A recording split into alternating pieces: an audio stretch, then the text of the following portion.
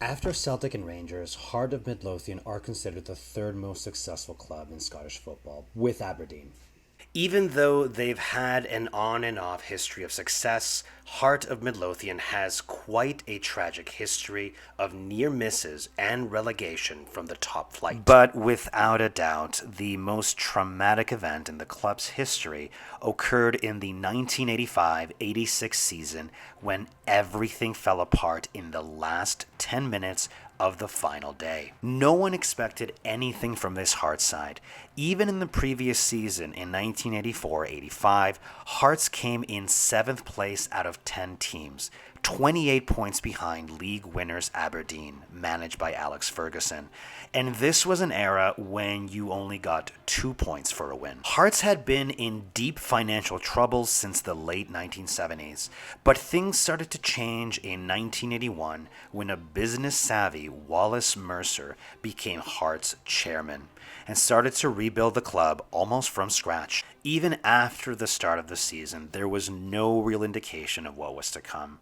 By the 8th game of the season, Hearts were in 3rd last. But everything changed on a fateful day in October after drawing 1-1 with Dundee. Now, remember this club, Dundee, because they are key in the resolution of this story. This draw with Dundee began one of the most exciting periods in the club's 140-plus year history. Robertson with a shot, oh what a goal! Oh, Delete Thompson, here's a great chance, he scored, 2-0. In 2 months, they went from 3rd bottom to 2nd place. What was their secret? Well, Hearts had put an emphasis on rigorous physical conditioning and were running teams off the pitch, on top of being a side filled with proven, experienced players. In late December, they beat St. Mirren and finally claimed 1st place. Hearts then stretched their unbeaten run to 20 matches.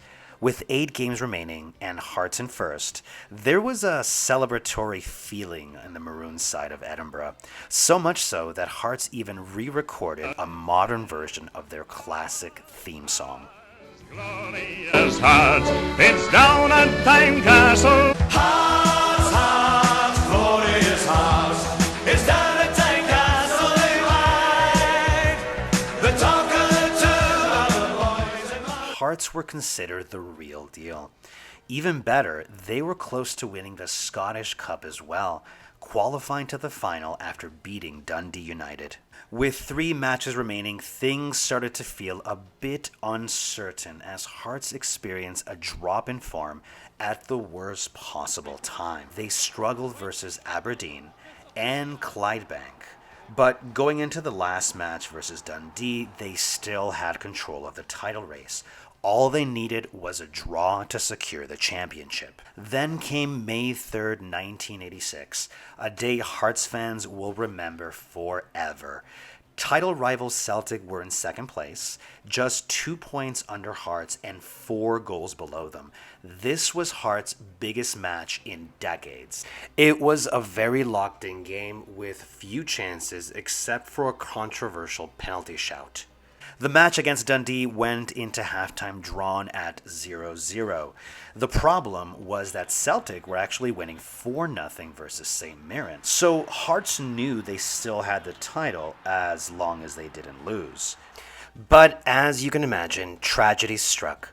In the 83rd minute, Albert Kidd scored the winning goal. Swinging in and swinging in very dangerously, there's a goal!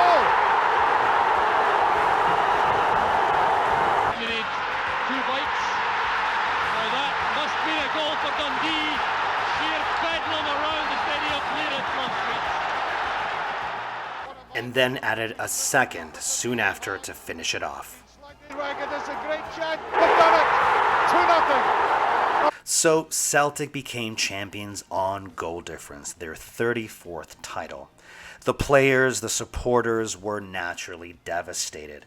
But even worse, they had to somehow pick themselves up to play Alex Ferguson's Aberdeen the following week in the Scottish Cup final. Things did not go well. and Aberdeen would win the final 3-0. Though, if we want to end the video on a semi-happy note, after the Scottish Cup final, a multitude of Hearts fans carried every player from the team bus to the Caledonian Hotel. Luckily for Hearts, they would win 3 Scottish Cups since then, but the league title still eludes them. I happened to visit Edinburgh a few years ago, and I was lucky enough to visit Tynecastle. And all I can say is that I recommend you check this club out. I think they're one of the most unique clubs in the world and have some of the greatest fans I've ever encountered in world football. Anyways, thanks for watching. Until next time.